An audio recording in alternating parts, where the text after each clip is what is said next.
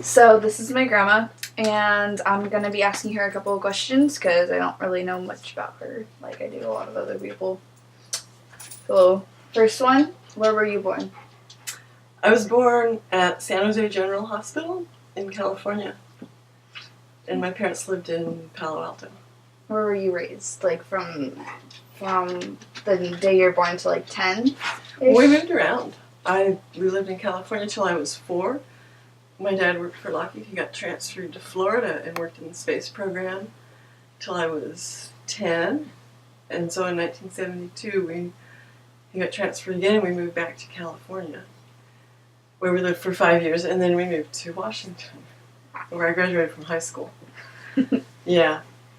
But when we moved from Florida to California, my parents we had a little travel trailer, and they drove both cars. There's 4 kids and the dog, and they took like 2 weeks, and we traveled across the country. And I still remember that trip. It was cool. Like when you guys took the RV and went down to the other states? Right, like when Jim and I took Rosie and the dogs and traveled around. Yeah. Yeah, I remember that.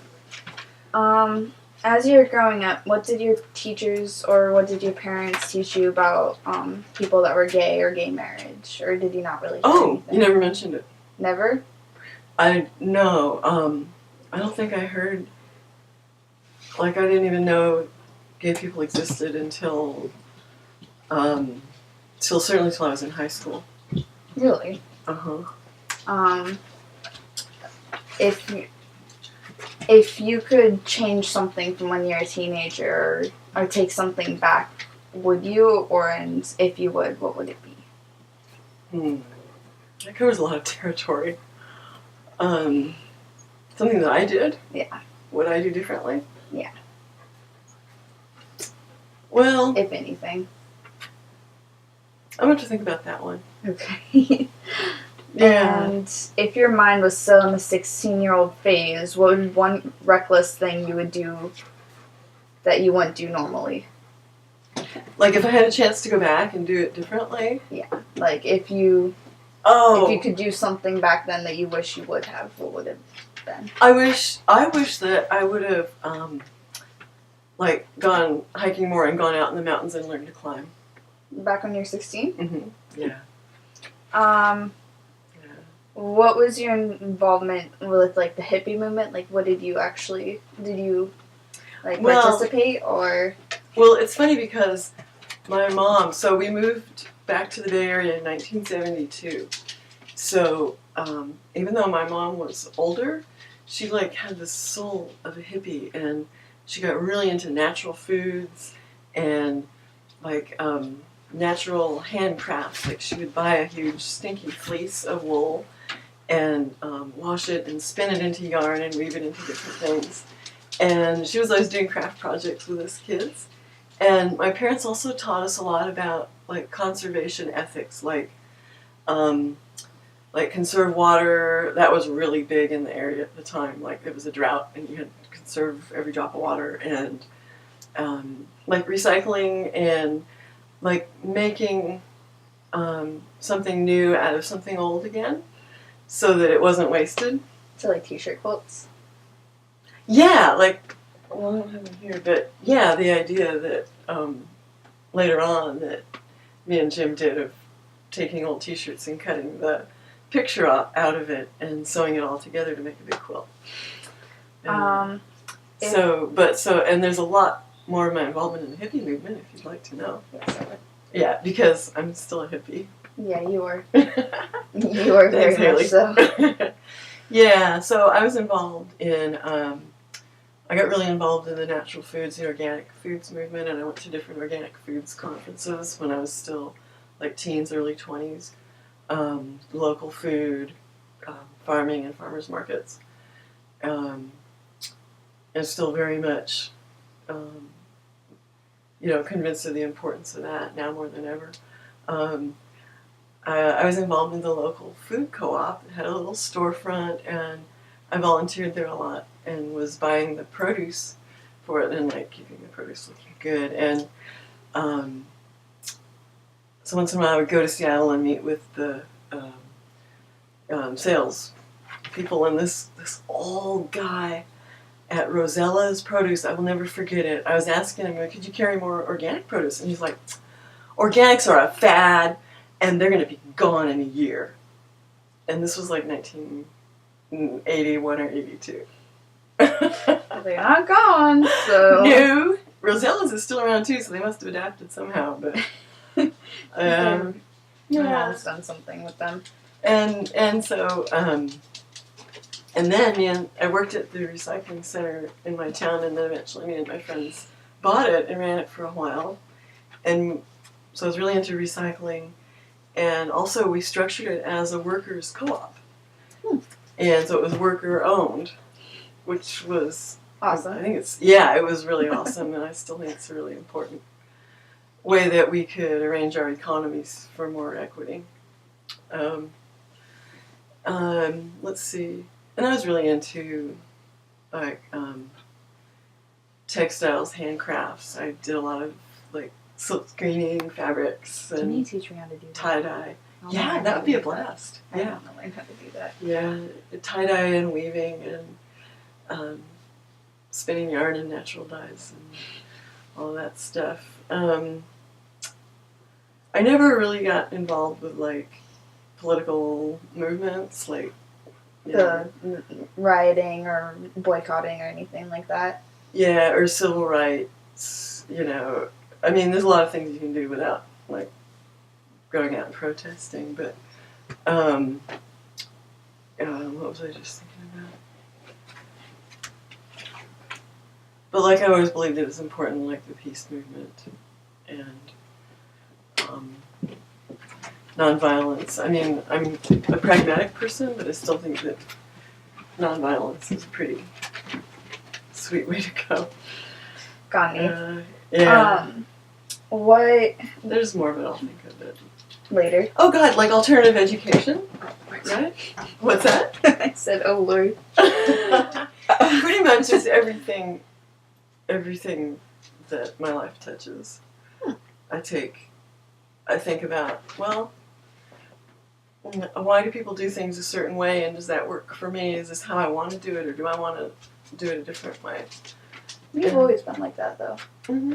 You know, my parents did teach us critical thinking, which is kind of a lost art these days for a lot of people. Yeah. And just to think about, like, well, you're learning it, which is awesome. And, you know, I think you have a head start on it anyway. And so, like, you know, I was pretty convinced that alternative education was the way to go.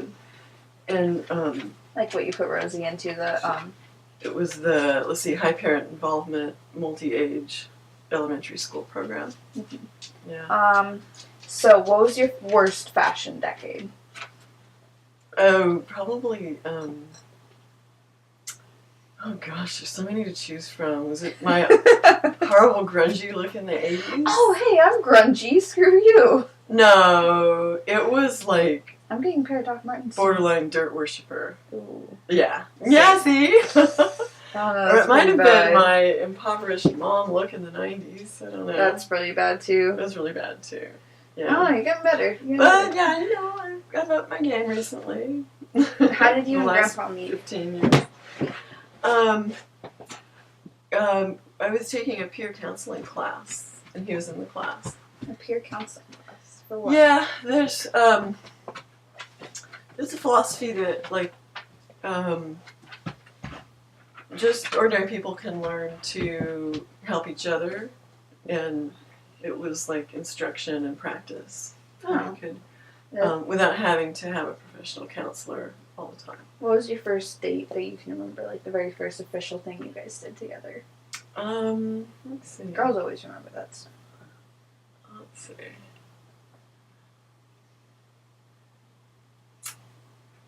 I don't know. I mean, we would just hang out mostly. You know, he was pretty low key kind of guy, especially then. Really? Well, Was he as funny back then as he is now with all of his... same personality, exact same. Yeah, just as he was. Yeah. What did you fall in love with him with? Like, what was your favorite thing about him that you fell in love with? Well, I mean, I loved his sense of humor, but and I also loved his compassion. And he was really profoundly present and vital person, and I just love that about him. Just his whole approach to life. This is, you don't have to answer this question. This is like honest curiosity. But what was the first thing that went through your head when you found out that he had passed away? When you found him?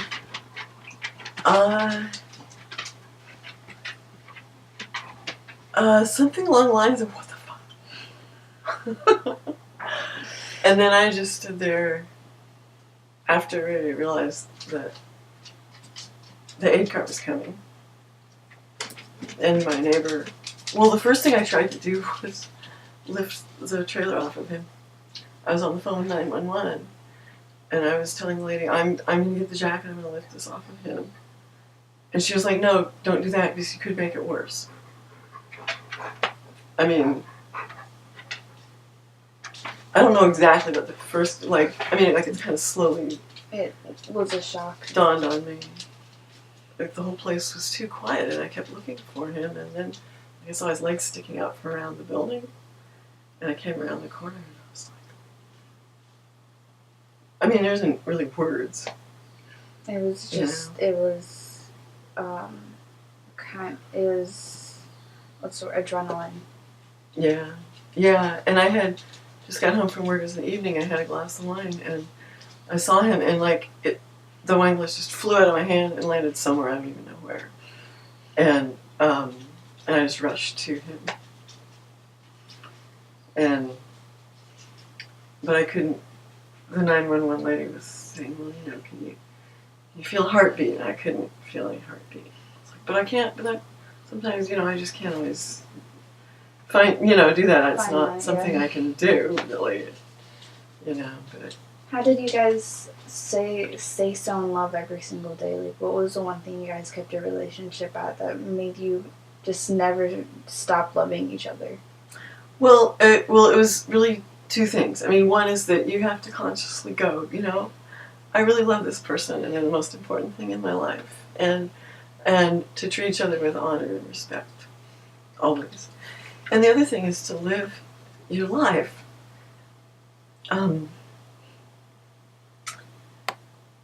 as if each day might be your last. And how would you want your last memory of the person to be? That's what he taught me. Like, that's the way I try and live, and then Chad is all like, that's not a good way to live, but... It doesn't mean that you don't plan for the future, and it doesn't mean that you don't You just take your opportunities for today. But it means that emotionally, the way that you interact with other people, which is totally separate than what you do with your money, or, that if you always treat people with care and respect and honesty. And it's an ideal. I mean, I don't always manage to live up to it, but it's a guiding principle in my life. Well, I think I'm gonna close this with one thing in the future that you want to do. Like, what's one thing you want to do before you die? Like, one careless, reckless thing. Well, I mean, really, I just want to keep living my life to the best I can, but there's things I would love to do, like I would love to raft down the Grand Canyon. I would love to take a lot of time to travel again. Totally jealous of my daughter's upcoming trip to the Cook Islands. At least your parents aren't going to Italy and leaving you behind. My parents never went anywhere. I wish they would leave me behind sometimes. Not when they stick you with your grandparents. Gosh, hang out with you for a week. You poor thing. I feel so sorry for you. I know, me too. Well, thank you for... Wait. Okay, so another one of my major contributions to the hippie movement, Volkswagens. My very first car was a 1962 Volkswagen bus with all the little windows on top and the curved window in the back and the sunroof. I hate to point this out, but Volkswagen was a German company, and they took Jews to make the Volkswagen. Right, that's the movement. origins, but they, grew into being something totally different and very meaningful to the hippie movement. I don't. They're making up for what they did. Yeah, exactly. Yeah. Well, Yes, I own 2 Volkswagen buses. Volkswagen. You say it with a German accent. Volkswagen. Yeah. Two bugs. And then I had a Volkswagen Rabbit diesel pickup truck, which was a huge lemon. And I put way too much money into it. And now I drive Chevys. Well, thank you for letting me interview you, because I just learned things that I never knew before. So, thank you for that. And hopefully this gets me an A. Fun.